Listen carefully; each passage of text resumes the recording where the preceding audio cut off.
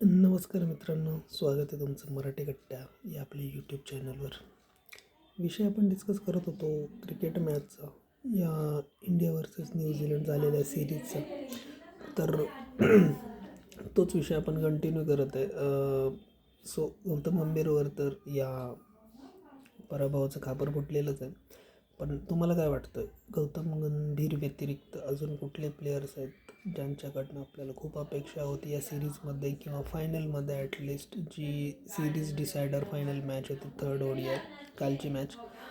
तर तुम्हाला काय वाटतं? माझ्या मते तर दोन सिनियर प्लेयर्स होते त्यांच्याकडनं अपेक्षा होती, आणि इवन तो त्यांच्यावरती मे बी येणाऱ्या कुठलीही वन डे इंटरनॅशनल सिरीज असेल त्याच्यावरती त्यांच्यावर विचार केला जाईल. त्यातलं पहिलं नाव म्हणजे रोहित शर्मा आणि दुसरं नाव म्हणजे रवींद्र जडेजा.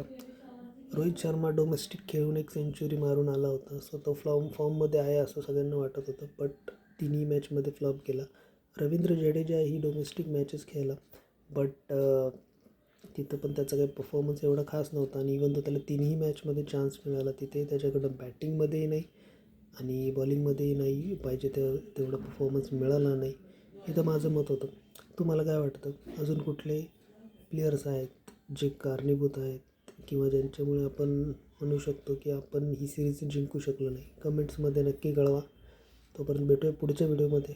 आणि हो, जाता जाता मराठी कट्ट्याला सबस्क्राईब करायला विसरू नका. धन्यवाद.